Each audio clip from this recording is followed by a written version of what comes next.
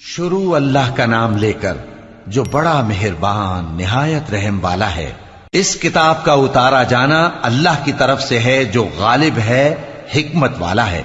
اے پیغمبر، ہم نے یہ کتاب تمہاری طرف سچائی کے ساتھ نازل کی ہے، تو اللہ کی عبادت کرو، یعنی اس کی عبادت کو شرک سے خالص کر کے۔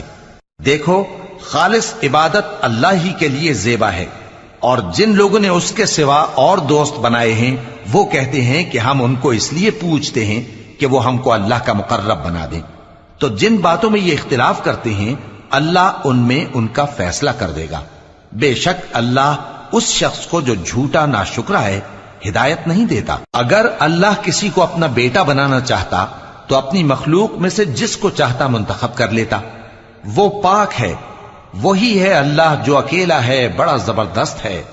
اسی نے آسمانوں اور زمین کو تدبیر کے ساتھ پیدا کیا ہے، اور وہی رات کو دن پر لپیٹتا اور دن کو رات پر لپیٹتا ہے، اور اسی نے سورج اور چاند کو کام میں لگا رکھا ہے، سب ایک وقت مقرر تک چلتے رہیں گے۔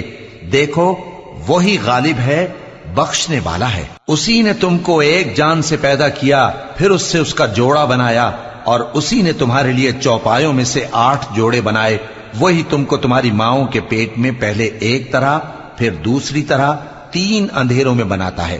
یہی اللہ تمہارا پروردگار ہے، اسی کی بادشاہی ہے، اس کے سوا کوئی معبود نہیں۔ پھر تم کہاں بہ کے جاتے ہو؟ اگر ناشکری کرو گے تو اللہ تم سے بے نیاز ہے، اور وہ اپنے بندوں سے ناشکری پسند نہیں کرتا، اور اگر شکر کرو گے تو وہ اس کو تمہارے لیے پسند کرتا ہے، اور کوئی بوجھ اٹھانے والا دوسرے کا بوجھ نہیں اٹھائے گا۔ پھر تم کو اپنے پروردگار کی طرف لوٹنا ہے، پھر جو کچھ تم کرتے رہے وہ تم کو بتا دے گا۔ وہ تو دلوں کی پوشیدہ باتوں تک سے آگاہ ہے۔